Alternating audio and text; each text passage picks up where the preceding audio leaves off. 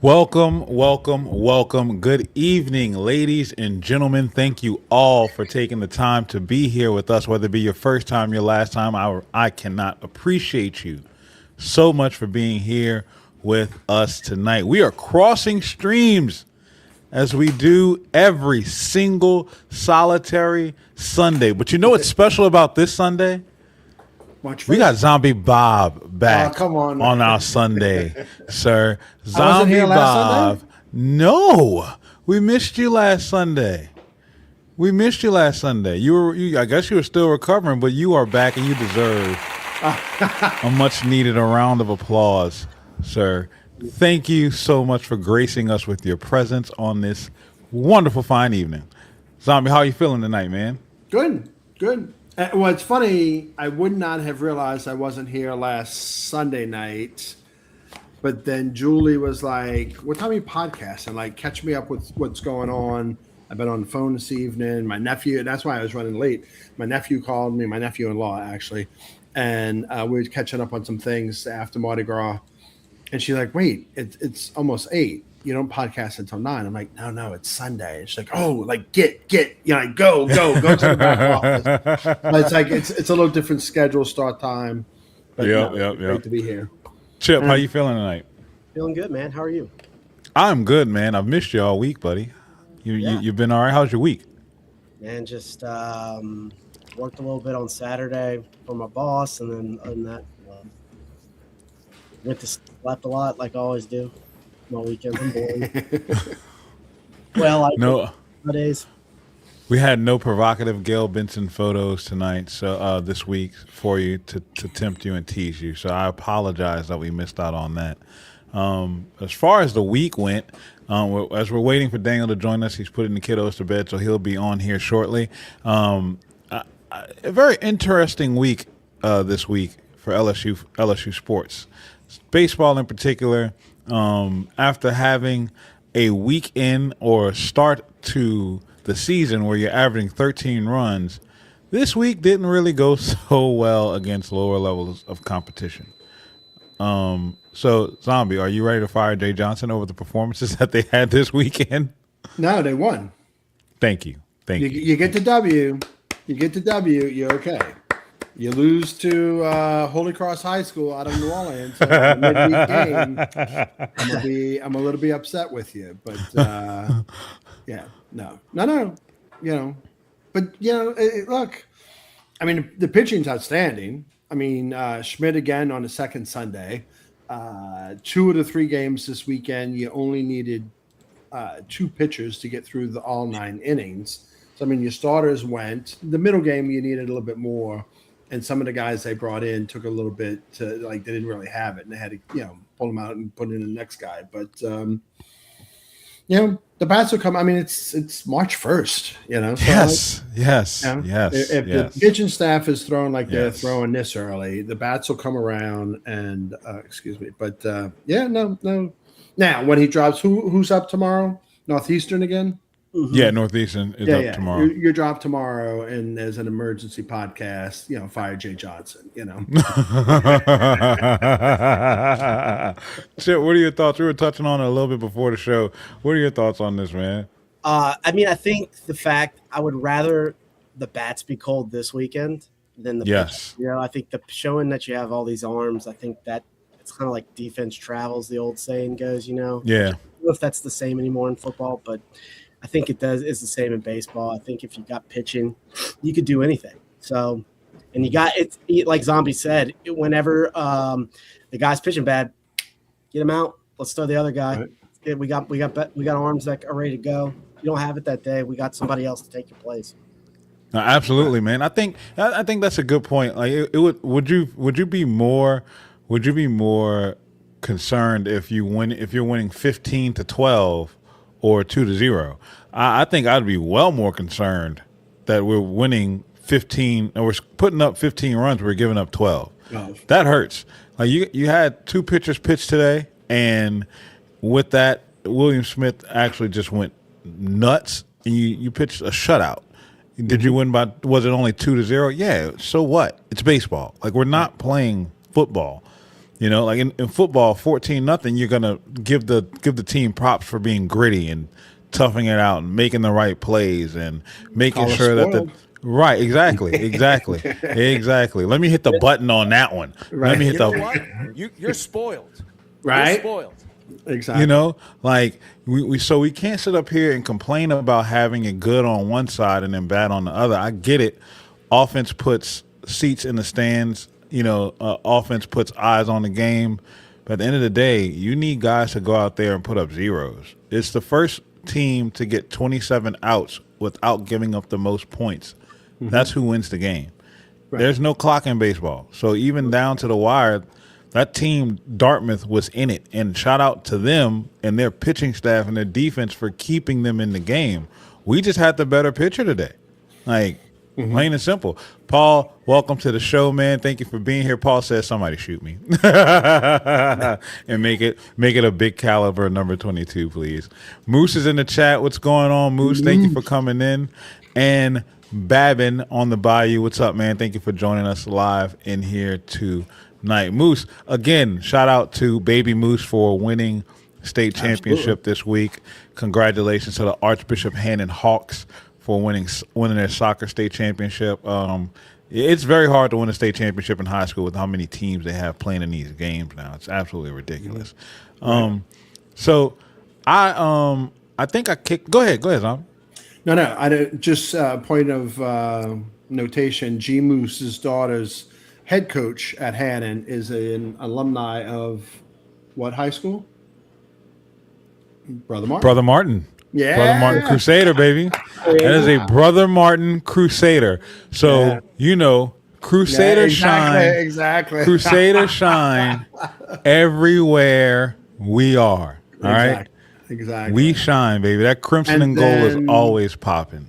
The Brother Martin soccer coach, they lost to Jesuit, but his daughter won for Dominican. With Dominican, right? And Yep. you know, like just talk about like New Orleans Catholic school rivals. Dominican beat Mount Carmel. Yeah, exactly. And then Jesuit beat Brother Martin for the state championship. So the daughter won, but not the dad as head coach. Hey, Jesuit. Screw y'all. Hey, Okay. I love Brother Martin, famous school, famous alum Richard Simmons, right? AP playing the role of playing the role of Daniel. You are in the penalty box. Well played, Chip. Well played. Have to put you in the penalty. We do not count that. Okay, we take the guy whose wife you're trying to take right now. All right. That's who we claim. So for every Richard Simmons, we have a Tom Benson, sir. Thank you. Like, can't beat that.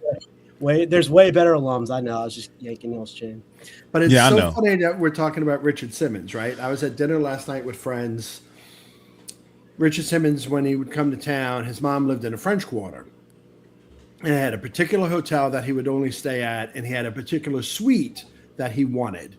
And if he popped in and didn't know he was coming and couldn't reserve the suite, literally, if the suite was taken, he would have his suite. He'd take his keys. He'd go knock on the door. And even though they're not supposed to say who's in the suite that he wanted, he'd knock on the door and say, Mr. AP, hi, Richard here. And they said, well, how you saw him on TV was exactly how he was in real life. And so he would knock on the door, whoever was in that suite. I really want the suite. So here's the keys to my suite. You stay as long as you want. The bill's mine. Like, I got it covered. You stay on me free. I want this suite. And every time he came to town, it didn't always work, but every time he came in, didn't get the suite that he insisted on, that was what he would do. I got it covered. You stay as long as you want. Boom. Yeah. Yeah, G Moose in the chat says Richard sent his mom in the limo every week to a little grocery store in Lakeview to do her weekly shopping. That must be nice. Mom was getting spoiled like Brian Kelly. We're sweating to the oldies next time. Okay. All right. I don't know what that means. Do you remember when David Letterman used to have him on the show and he would hug David Letterman and David Letterman would go, because of the glitter. Because of the glitter in his hair. Yes, the glitter. We talked about that last night at dinner. He's like, you're glistening today, Richard. Right. They don't make late night shows like how they used to. And David No. Letterman was the GOAT. He was absolutely the GOAT. Hey, so I got a question. I think I made a lot of people mad with what I posted on the Baton Rouge media front yesterday. Y'all understood where I was coming from, right? Oh, yeah. Who'd you make mad? Oh, when you say mad, I thought it was. talking about? I thought it was well Like- received. Wait, say again, Chip? I thought it was well received. So exactly, that's my point. Like, it looks like the people understand where I'm coming from, but the media are missing out on exactly what we're saying. And I think there becomes this, like, it to me, what I'm looking at is, and I stopped because I was trying to comment to almost every reply a media member made, and then I realized something. This shows exactly the level of disconnect that we have between fans and media. And to me, it also highlights the point that the media are supposed to be the people who are there asking questions that fans want answers to. And if you're disconnected from the fans, how are you representing the fans? Right. You're consumers. Right. Right. I'm happy they're doing it. It opens the door for fans to podcast and state their grievances, and it's all good. When it comes to I mean, Baton Rouge radio has fell apart the last 4 years, I would say. And it's Yes. not what it used to be, because it used to be really good, in my opinion. New Orleans radio still good though, man. Those guys are still. Yes. Yep. I'm You not. see, I don't I'm- listen to terrestrial radio anymore. Yeah, So- I get that. There's no point, but I like it. It's like nostalgic. I don't know. It is same. Sometimes I find myself just putting on 105.3 when I'm in town, like just because. Like, I listen to talk radio before I listen to regular radio with music on it, because at least I'm getting some type of variety. Shout out Lon in the chat. I see you, man. Thank you for joining us tonight. Thank you. Lon is out here getting his flowers for breaking the biggest LSU story before it was actually broken, standing 10 toes down on his work. So shout out to you for finally getting your just desserts, my guy. It's well deserved and long overdue. Absolutely. Moose says in the chat, the media looks down on all podcasters and streamers. Man, it's sad, but it's true. And they do. And they try to play it down as if though, like we don't have a voice. But the point that I'm trying to highlight is the fact that we collectively, as fans, are able to make a bigger impression with audiences because we are still consumers of the product, where the media has become a provider of the product and has detached themselves from the consumer side of it. And this highlights this so much so to where every fan that jumped into the comment section of that video knew exactly who it was from that 50-second clip without me having to say the name.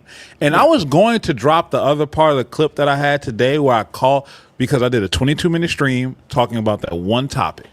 And I named names and I named the stations. I named the media company. And I was going to drop another 50-second clip where I go all in on the name.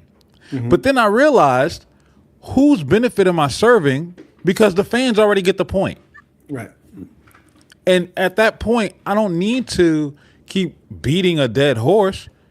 I've highlighted the issue. And Zombie, I think you said it best on your comment when you said we got options. Right. This is a brand new world, man.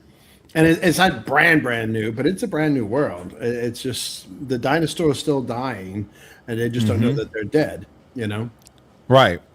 I think that they're seeing, like, they're on. It's hard to say because they are going to get, they are going to have major money donors and major money sponsors and all those things. But like I said this before, there's always going to be an audience for the old. But they're not connecting to the youth. They're losing out on that aspect because for two things. One, young people don't listen to the radio. they don't watch old news. They don't turn on the TV to watch your WAFBs and your WVUEs and your CBS News and your WW. They're not doing that. They are getting everything digitally. If it's not in a 50-second to 2-minute clip on YouTube or TikTok or Instagram, they're moving on. Yeah. It's got to be a 30-second read on Twitter for them to engage with it. If it's not that, they're pushing past it. So they haven't been able to adjust, and when they do post something, it feels disingenuous. It doesn't feel authentic, and it feels as if though they are out of touch. So how do we in this space make the most out of the opportunity? Because especially right now in Baton Rouge, the door has just been burst wide open because of Lane Kiffin. Oh yeah. So how do we make the most of this opportunity? Have a really good source like we have. We have a guy. I mean, I'm not going to say who it is, but we have a great source, and he's better than anybody's on. I can tell you on 104.5. So. I only have sauces, no sources. But like Lane Kiffin gets it. Like Lane Kiffin understands, social media. And like you said, and I've been joking for years, and my son's going to be 26 this summer. My daughter will be 23. But the problem with instant gratification in today's world is it takes too long. Like if it's not that 30-second clip, like you said, I watch stuff. I live on X, right? I'm just Twitter. And I live on it. And if I'm watching something and I'm like 40 seconds in, and then I look at the bottom and I still got another minute 20 to go, I'm like, I'm out. Like, depending on what it is. But because if you're not grabbing the attention, that's it. But you're talking about young people not watching the 5, 6, and 10 o'clock news or anything. And Daniel loves the morning paper. He's an old soul. He loves the morning paper. I got rid of my newspaper in 2008 when we lived on Long Island. And I'm like, that information is old. It's 24 hours old when it hits my driveway. Like, I want to know. And I don't know about you guys, but like, I love the For You on Twitter. Yes. Like, because I just want to. That's what I live on. Happening. Yeah, exactly. Exactly. And then Julie gives me shit about being on my phone. And her mom and dad still live out, by UNO. Mr. John, God bless him, is going to be 90 this summer.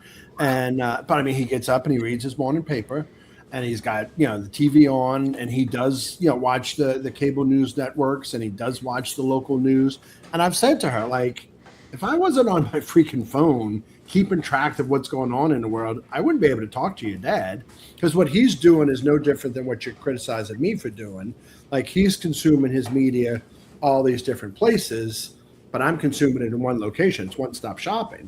Like when the Saints score a touchdown, I got 12 different sportscasters and 10 different other personalities telling me, hey, Saints just scored a touchdown. So it's like, but going back to that, Lane Kiffin understands today's athlete, right? Not even so much the athlete, but he understands today's youth. The young 18, 16, 15-year-olds that they're recruiting and making relationships with in high school and then all the way through. And I think that's part of the reason that he connects. Brian Kelly could not take the phone out of his assistant's hand and say hello to Eastern Royal. Hey, how you doing? We love you. We can't wait to get you here and talk with you. Boom, boom, boom. Yeah. Schedule an appointment. Which is crazy. I mean, how much? Say that happened on a Monday afternoon, and Brian Kelly says, okay, schedule an appointment for 11 o'clock on Thursday. How much is going on in that young person's life from Monday afternoon until Thursday? Like, it's a young man's game. It's a blitz. It's a blitz of information, media, and like different change of emotions. Like, and if you are waiting for Thursday at 11 a.m., he's talked to 50 different coaches and 100 different schools 100 between now and Tuesday. Yeah. You know what I'm saying? So 200 people associated with those programs. Exactly. Through 7 and 7, or rival high schools, or this, that, and the other. They played ball together when they were younger. He's got 80 gazillion voices in his head between that time and the next time Brian Kelly wanted to talk to him. Absolutely. Moose in the chat said, no, go ahead, Chip. Go ahead, Chip. I think not only does Lane Kiffin get it, but I'm just glad that our athletic department now has the gall to go after the right guy. Has the Yes. has, they get it. And LSU seemed to have always gotten it, but I feel like the AD and the football coach. There was some type of disconnect always there. Yes, and almost all of our coaches have it. I think we're about to get another one that has it. And yeah. So, We're going to get to that in a second, Chip. I'm glad you touched on that. That's what you call a tease in the business that I'm not a part of. I'm just a fan, So Moose says, man, Buddy D didn't care. He would ask all the questions, and he always got in trouble over it, but he kept going. And I think that, that's the point, right? Like you said, Chip, you have good sources. Right? Make sure you have good trusted sources, not just somebody who my thing is this. If your source is somebody who can be gone at the end of the year, that ain't a good source. Right. Plain and simple. It's a solid source, but it should not be your only source because that person has an ulterior motive to keep their job. Right. If your source is one of the people who are signing checks, making decisions on who's going to be in that building, right, that's a good source. Right. If that person is making the regime change, the coaching change, yes, yes, that's a good source. That's somebody that you're going to lean in on. That's somebody. Hey, what kind of information you got? I'm going to take that to the bank. And it doesn't mean that you go run and tell everything that they're telling you, but you also know that when you can decipher when information is real versus when it's inauthentic. Right. Or it's just a talking point. Right. Like you're just trying to fill space right now to have something to talk about. And that is terrible. And we as consumers have to start realizing that the choice is ours. And how long are we going to keep accepting knowing that they're most likely feeding us a bunch of BS? Right. With people trying to get an agenda off. Right. And I don't know who I saw on Twitter today, an LSU media person. Well, I mean, that's what Brian Kelly said about Nussmeier's injury. Yes. What else did you want me to do? I mean, that's what the man said. How about that pushback? How about thank you. If it walks like a duck, it quacks like a duck. It's an injured quarterback. That part, and it's what really pissed me off the most.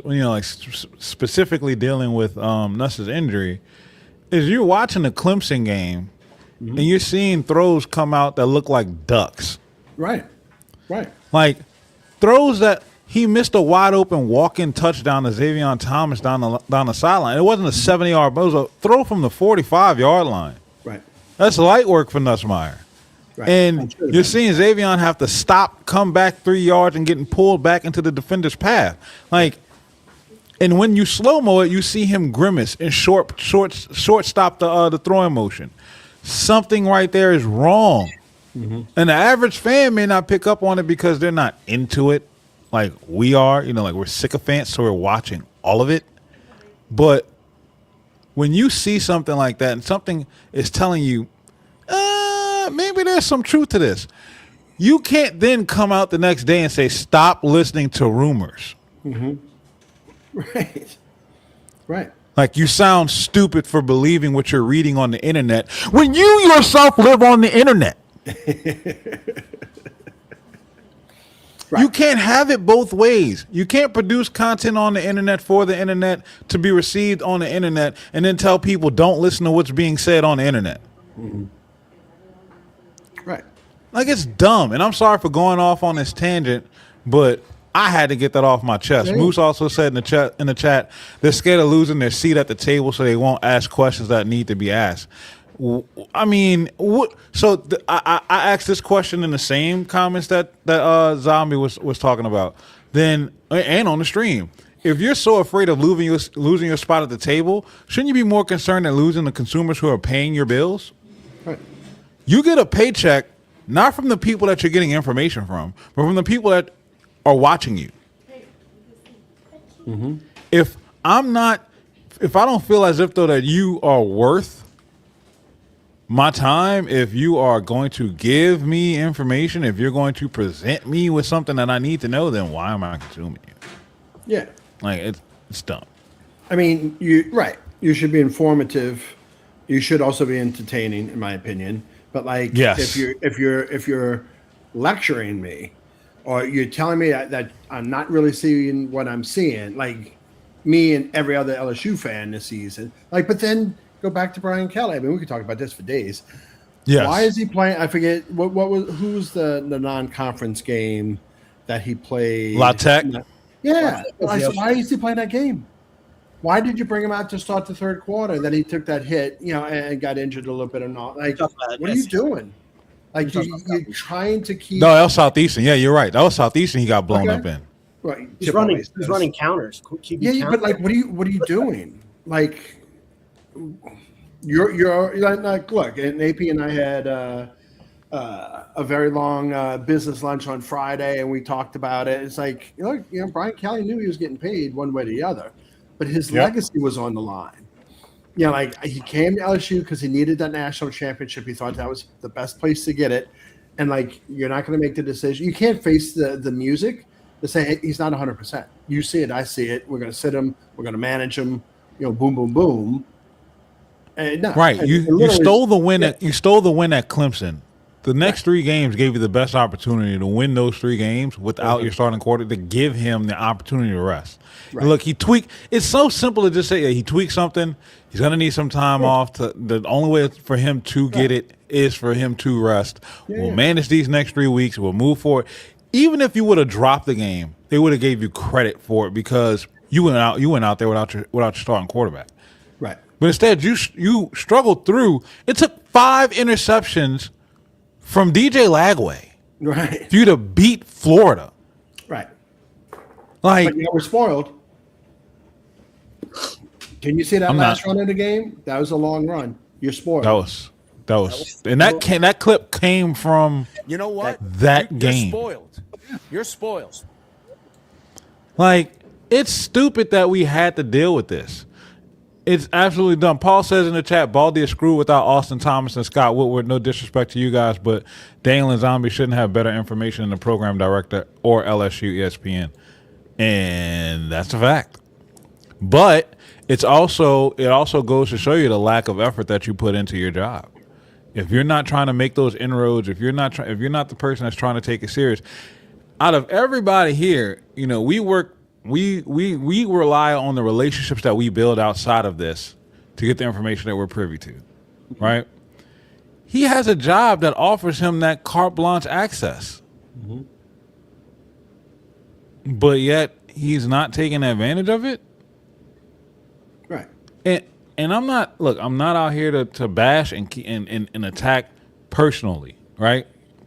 This is an indictment on this situation and how he's handled things the last few years. And like Chip said, the last 4 years, this radio station at 104.5 ESPN, Guarantee Media, has fallen to hell. It's not good. It's not good. Right. Like Moose said, like baseball, Woody wanted Sullivan and was told, no, look at CJJ. It's ridiculous. Right. It's absolutely go back ridiculous. to Brian Kelly in those 3 games after the Clemson game. The first thing I thought, because you said, just say that your quarterback's injured. Les Miles is the first person that jumped in my head. He's out. He's got a knee. Now, I don't even think he would say a knee. I think he's got a leg. He's got a leg. He's got a toe. He's got a foot. Right. Whatever. Fine. That's all you got to do. And look, this was so long ago last season. The beginning of last season, we were like, well, shit. We paid us backup quarterback $140,000 to come over from Mississippi State. Like, why aren't we paying him? Look how much we paying him. Why are we putting him in the game? $140,000 for your number 2 quarterback. Do we honestly think that we couldn't have got the same performance out of Michael Van Buren against Florida? Right. Like, do we think that we couldn't have got that? Just sit there and ran I formation, probably won the game. And won the game. You really could have. Florida's D-line was incredible. And your O line was terrible, but you still had more than what they had, and our defense was absolutely locked in. DJ Lagway was garbage. You got 5 interceptions off of him in a pick six. Do we really think that we couldn't have beat Florida without Nussmeier in that game? Like, think this. Like, looking back at this stretch, man, La Tech, Florida, and Southeastern are all 3 winnable games, regardless who's playing quarterback at LSU.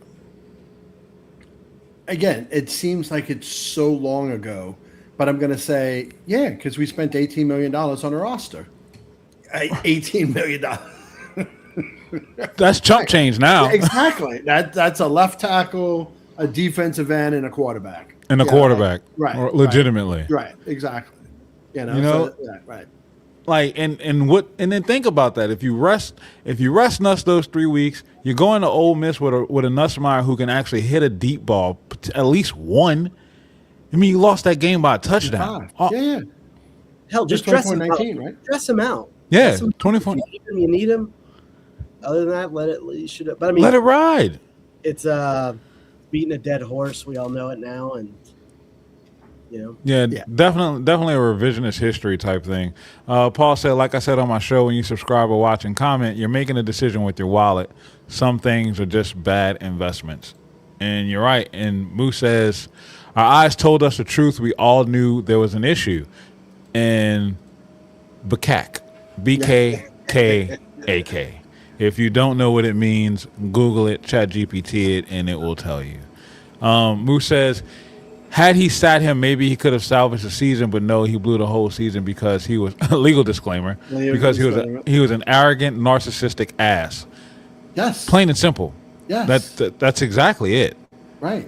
That's exactly what it came down to, and the fact that you had people that were just willing to become subservient to someone who was willing to denigrate the fan base, treat them like shit, and then out of all things, you come out and say that he was the most transparent coach we ever had. Like, that's the hill you want to die on? That's the hill we really want to die on with this coach? Right. Who, BK? KAK? Right. That's the most transparent coach? Right. So let's circle it back, AP and Chip, especially you, right? Like, I tease Chip all the time. Like, he's a walking encyclopedia. Like, he remembers what the down was, what the situation was from the most random game or whatever sport. He and Daniel could just go boom, boom, boom, boom, boom. And I joke about with us on the Geaux Team, like the institutional knowledge. Like games that I witnessed as a child with my dad, games that my dad witnessed as a child with his dad. Like we've heard those retellings of the stories every time you played Ole Miss, or every time this, that, the other, and it just becomes ingrained. We know what the hell we're talking about. We know what the hell we're looking at. So like Brian Kelly, with that attitude, and you're spoiled, and he's fine. Like just. I'm glad Kenzel freed his boy, and the family got their money, and look where we are now. Thank God. Exactly. Right? Everybody got exactly what they wanted. And that ass whooping, and but right.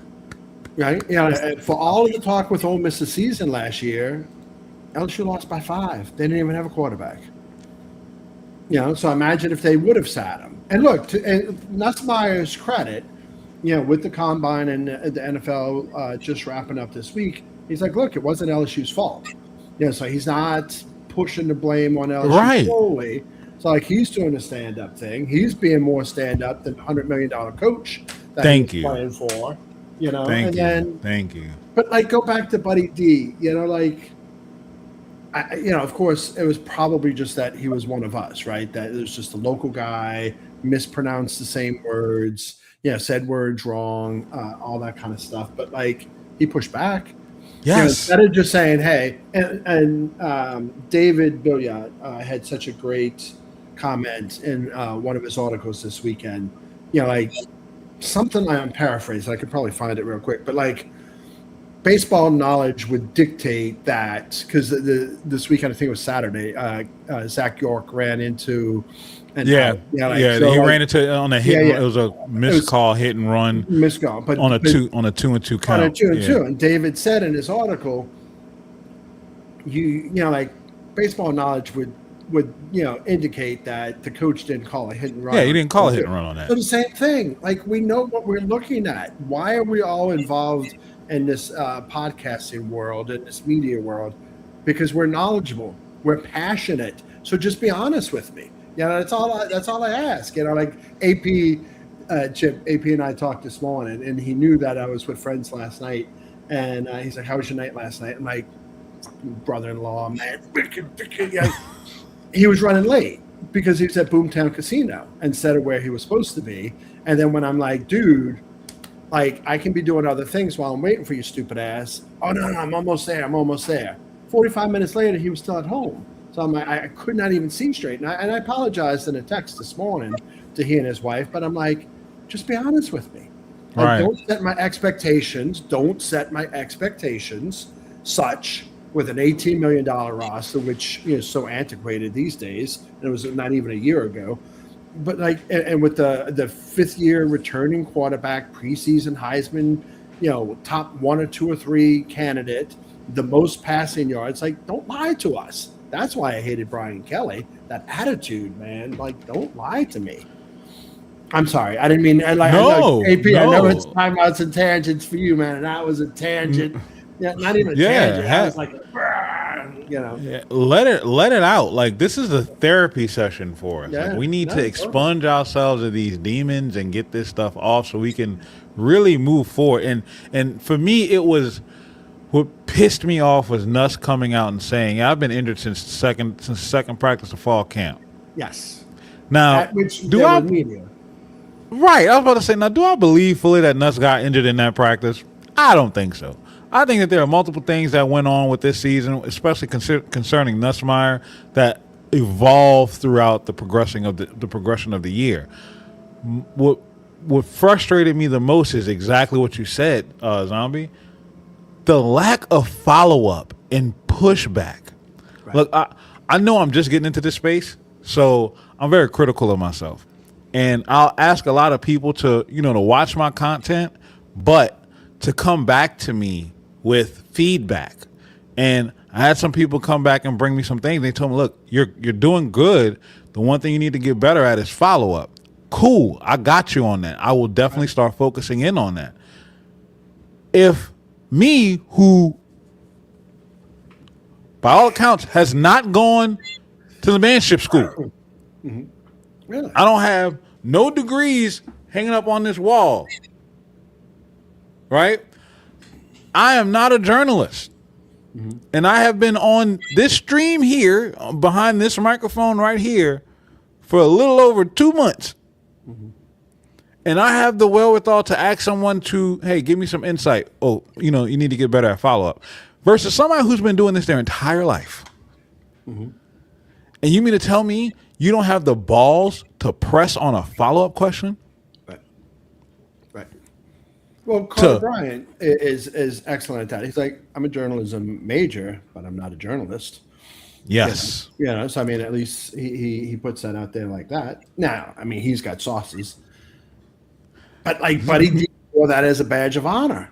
Yes, that's a total badge of honor. Moose said in a chat, Zombie, you remember back then the media traveled with the Saints to away games. Buddy asked a question after the loss to Tampa, and they wouldn't let him fly back. He had to book his own flight. That is a true story. Yeah. And Buddy did not care. Right. Because who Buddy worked for? Yeah. The station and for the fans. Right. He didn't work for the team. And you know what Buddy was first? A fucking fan. Right. And he did not shy away from that. And I get that you got to have some journalistic integrity and you can't let your bias get in on you. But if I'm a fan and I'm objective with my stance, I want to know the good and the bad. Hey, coach, your team sucked tonight. Honest. Why? Right. Why? Like, don't tell me, oh, well, the scheme was bad, this, that, and the third. Well, it looks like It looks like you were playing the player out there who didn't need to be playing. So what made you go with that decision? Like, press it. Yeah. Don't just take the standard textbook answer. That's weak. Right. That's soft. But we're all over. But I'm going to bring up a couple things. No, we're good. This is a free show This Saints season. How much fun was this 6-10, 6-11 season this year? Fun. Play to your potential. Perform to your potential. We had so many. I'm saying we. The Saints had so many holes and still have so many holes. They tried. This team did not quit on this coach, 37-year-old coach. This team did not quit when they went from Rattler, and Rattler looked great. Rattler looked good from year 1 to year 2 because of the coach, because of the quarterback coach, because of the OC. You know, like and then Chuck had it and whatever. That's fine. I don't mind a loss. I don't mind LSU losing if they're playing to their potential. Yeah, you know, that's why the Jay Johnson thing when they lost to Holy Cross High School out of New Orleans last week, like play to your potential, you know. And you're right, it's baseball. It's not going to be 77-0. It's not going to be 35-3, or anything like that. Play to your potential. I got no problem. AP, your children, they come home with a B, or they come home with a C. What's going on with this?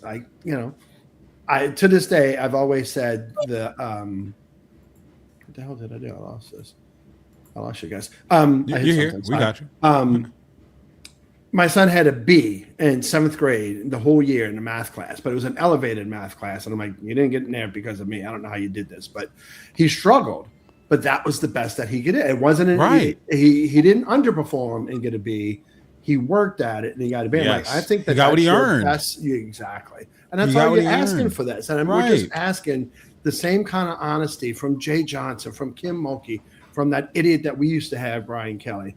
You know, just be honest with us. Yeah, and I understand you can't be completely honest, but don't lie and tell us it's not raining. You know, like that's the thing. But wait, now I'm going to circle all the way back. Chip, I think you know this story from the old man. G Moose does. AP, you remember Hap Glaudy, the predecessor to Buddy D. So Hap Glaudy was on WWL TV with like the Mount Rushmore of New Orleans broadcasting. Angela Hill, Garland Robinette, Hap Glaudy on Sports, bitty boy, and Nash Roberts on Weather, right? Bob Breck. No, Bob Breck was on Fox. He was on Channel 8. You don't. We talking about Channel 3. He's still being he's But still stirring the pot. Hap Glaudy went to Jesuit, right? And the story my grandfather always told, Hap Glaudy got in trouble and sent to the principal's office in his English class at Jesuit, and the assignment was to write about a racehorse a race at the fairgrounds. You know, like tell us about this race or whatever. And it rained. Race was canceled. And that was his whole assignment. He turned it. There was no race because it got rained out. And I to the principal's office. Creative writing 101, right? Did he not meet the expectation? No, he did what he was asked. He did what he was asked. He did what he was asked. God, Chip, we put a pin in men's basketball. You said earlier that LSU potentially could bring a coach in that can get some more juice to the PMAC. We got the sauces working in it. If it's not who we all are expecting it to be, where do we pivot? I mean, there's stuff I would like for them to pivot to, but I think they would probably go in-house. I think he's gone regardless. So I think they would probably either bring in one, what's the Australian guy's name? I don't like him, so I wouldn't like that. Yeah. But I'd rather just bring our own blood in, Taz, or bring was Jalen, the other guy that he was one of us. I also would love, like Daniel said a couple weeks ago, I would love to look at Darnell Azar. I mean, but maybe he doesn't want to coach college basketball. I don't know. But I would like to see Taz do it. That would be fine with me. I think he is I know Taz, so I think he's a good dude, and he definitely relates. So I don't think this coach can really coach that well or relates. So I think that's the biggest disconnect that we're having. Like, it's one thing to not be able to coach, but you can't even relate. Like, look, don't get me wrong. For all that we're talking about, Will Wade has his issues on the bench, but the one thing that those guys do for him, they play their asses off for Will Wade, and it's because he relates to them. You know, it's the same thing with Coach O had in his first couple of years as a head coach. He wasn't an X's and those guys at all. But he knew how to relate to players and get players to buy in. And that's the thing that we're missing for the men's basketball team. Like, we have zero buy-in from the players to the coaches to the fans to hell. I don't even think the guys who are on the floor mopping the sweat up are bought in to this team at this point, man. And Like, it's Jalen Courtney was the other guy. I think Jalen Courtney would be fine too. I just think, like, I get it. You're like, well, injuries. Well, you have injuries every year. yeah, it's part of the game. You're a street big coach, right? Yeah, it's part of the game. Yep. But like, your best player gets injured every year, and then from an injury we really don't know much about, go figure, and it just keeps going on and lingering, and he just never comes back. It seems like, and it's just, And once again, do you notice a theme with star players being hurt and nobody really getting any information or insight from that? Right. well, the one that I could have told you his name 20 seconds ago, but he didn't even end up playing Ward. Remember the 3-point shooter? He shot 40% from the 3-point range his freshman and sophomore year, and last year he just quit the team within the first week. Oh yeah. Don't worry about it. Ward's he's not that good. Like, no, he's good. He was a 5-star in some categories, and he definitely shot 40% for the 3. It's a big loss that's going to be big. Everybody's like, nah, we'll be fine. Every year you have your point guard quits or gets hurt. Like, it's like, what are we go? Like, at some point you got to stop giving the guy excuses. Nice guy or not, nice guys take L's. That it goes back to the original. To hell with it. It's the theme of the show at this point. Like, the narratives that's being shaped around everything from the media standpoint is absolutely atrocious. Like, just lean in on these things, man. Like, we're not stupid. As much as y'all want us to be, as much as y'all want, there's too much information at our fingertips now. Like, we can't just take your word at face value when we're noticing a consistent theme here. Like you said, Chip, every year this guy has been here. This is year 4. He hasn't had a starting point guard make it an entire season. His best 3-point shooter goes MIA typically every year. Max McKinnon's the only one so far who's been here from stretch run to stretch run. Like, you're losing a big. You're always losing something with this guy. And the main thing that they're losing is focus. Mm-hmm. No buy-in. Is the focus. And, I mean, I don't think the buy-in's ever been there for you to even lose it. To be honest with you. I did, but yes, he has had injuries. There's no doubt, but he's recruited. His recruiting is okay. Like, he's been solid. It's solid. Yeah. Whether he doesn't do well in one, he has a good transfer portal, top 15 transfer portal, or he'll have a top 15 high school class. You could build off what he has. He's had players. You don't lose your 7-foot center your first year. That's how that guy had showed promise. I can't remember his name, but in 2002 he just never came back. So how's he supposed to get good? What are you supposed to do? There's no retaining players. It's trash, and it's like, for the people who are out there saying that this guy deserves another year, then go ahead and write the check. How about that? Look, Hunt knows basketball. Hunt Palmer knows basketball. He used to do an LSU basketball podcast. And for him to just not say anything, it's just just bad. At this point, do you think that the media is bought? Go ahead. We'll get to my question later. Go ahead, Zombie. I don't want to break your train of thought. No. I don't have a lot to add to the basketball, but like you're saying, if his recruiting is decent, if the transfer portal and the high school, that should not be relating. Injuries are part of the game that every team deals with. You should not be 3-13 in league play. Like, it's just that. It's simple. just that simple. You know? If you want to make that excuse that his recruiting's bad, okay, well, that's on the coach. Because then, what do you expect? Look how bad the recruiting is. Of course, we don't have the talent to compete. We have the talent to compete. Whose job is it to to recruit and scout the players and assemble a team. And you didn't go cheap this year. You actually invested into the roster. Right. So once again, whose fault is that? But yet here we are. The media is not pressing on these issues. They're just giving him a pat. Oh, he's such a nice guy. Great. Like they say in sports and in dating, nice guys finish last. Right. I want to touch on, before we close out my side of the show and we switch over to things, I want to touch on the Saints real quick in the draft. I want to come out here and I want to say this. Zombie, I am wrong. I am all on the Jeremiah Love train. I'm going to tell you why. Okay. I'm going to tell you why. You say there should be like a segment right here, like a commercial break. We got to go off, then come Yeah. back. Like that's how he teased. That's how he teased. That's why I'm giving that pregnant pause right here. Yeah. All right, let's So, don't get me wrong. I love Jordan Tyson. I still like Mekhi Lemon, right? I think that they are the two. They have the most promise and the highest ceiling at the position of wide receiver in the draft. But for me, you got to have the guy that you know not only is going to live up to expectations, but will also be there game in and game out. Jordan Tyson, I don't think a lot of people realize. I know I didn't before I started my research on this. In 3 years, he's only played 15 games. Holy cow! Seriously, I didn't even realize it was that low. Yeah, it was That's like men's basketball numbers.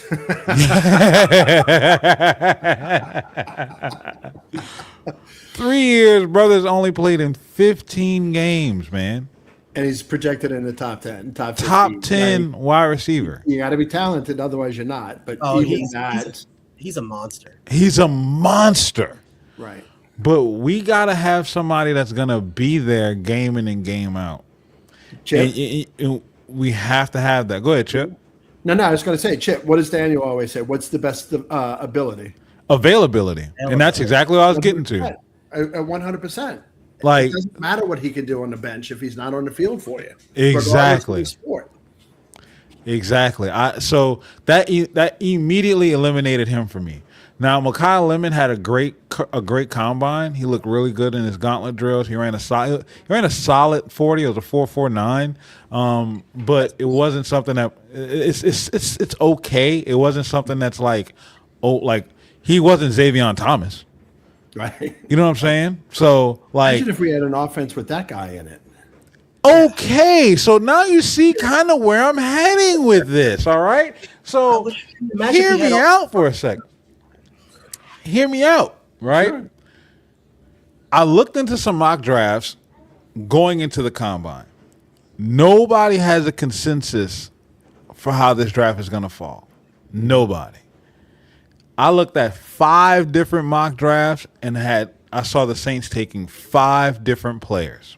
Really? The worst one I saw was us picking David Bailey. Absolutely hated it. Okay. I don't like that pick. Okay. We had Reuben Bain in one, Jordan Tyson in another. Oh, we had David Bailey, Jeremiah Love, and Caleb Downs. Mm-hmm. Downs is good. I also saw a draft where Jeremiah Love fell all the way to 15. That ain't happening. That had to have been pre-combine, right? Yeah, this was all pre-combine. Yeah. That's not happening. Jeremiah Love is going in the top 10 regardless. I'm afraid he's not going to be at 8. I'm afraid he's not going to make it to 8. Right. That's what I'm afraid of.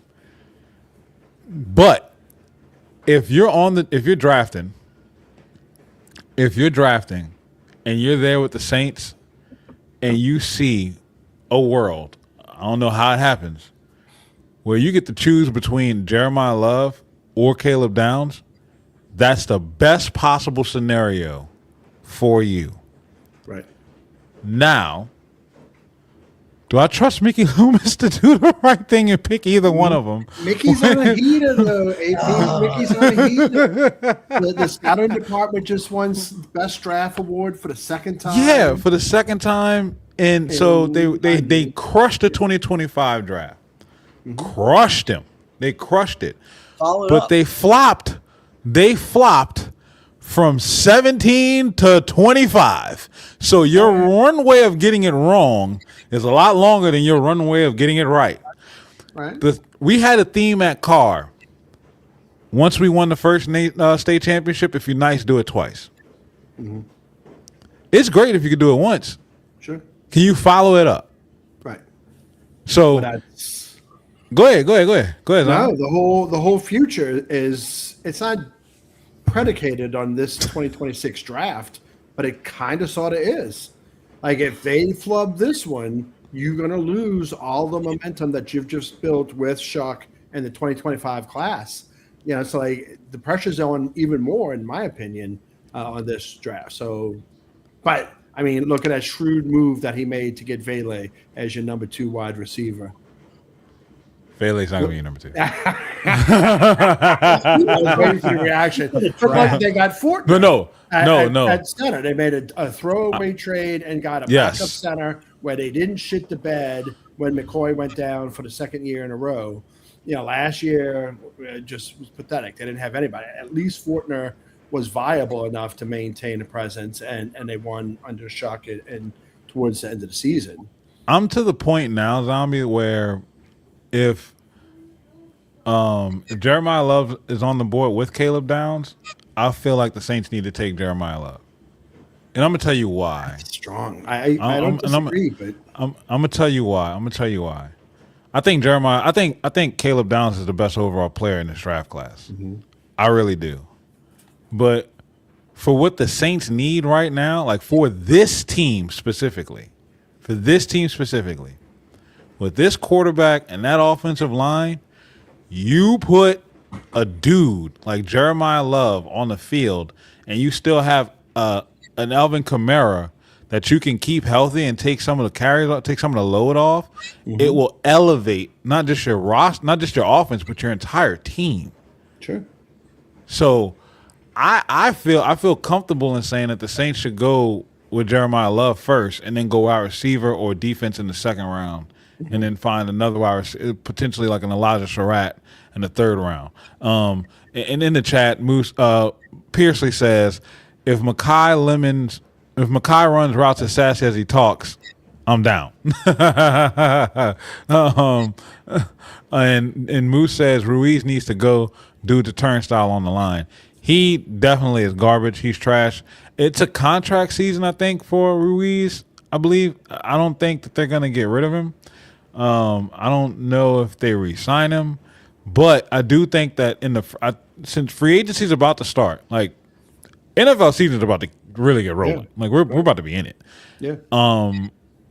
I think that you're going to go out, you're going to sign an offensive guard, and I think you're going to draft one too. Yes. So Ruiz is going to be in a spot to where he's going to have to compete for his job. That's just me thinking that out loud, though. Chip, how you feel about these Saints in this offseason, in this draft class, potentially? I mean, obviously, I'm a Love guy. I've loved Love since I first saw him. That's why you're such a romantic. That's why you're in love with Gil Benson. love.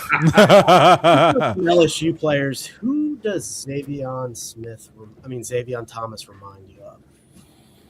I've been saying this for 3 years, and I think A wide receiver? Yeah, he's a wide receiver. He's a damn good one too. I mean, he's a little older now, but he was an incredible wide receiver. For the Are you 40s. thinking about Odell Beckham? No, Or Jarvis Landry? I think he's Deebo Samuel. Think of he can play running Oh, back. you talking about? I thought you were talking about like another LSU. Wide No. receiver. I'm saying he would be a great addition to the Saints. I think the Saints would need something like that, an end-around guy, a guy to line up at running back. He's a specialist. Yeah, and I love Deebo Samuels. I've loved him since he was at South Carolina. But I always thought Xavier, we misused him. And that's a guy I think that would make any NFL team happy. Just his work ethic, the guy he is, and just he's a football player.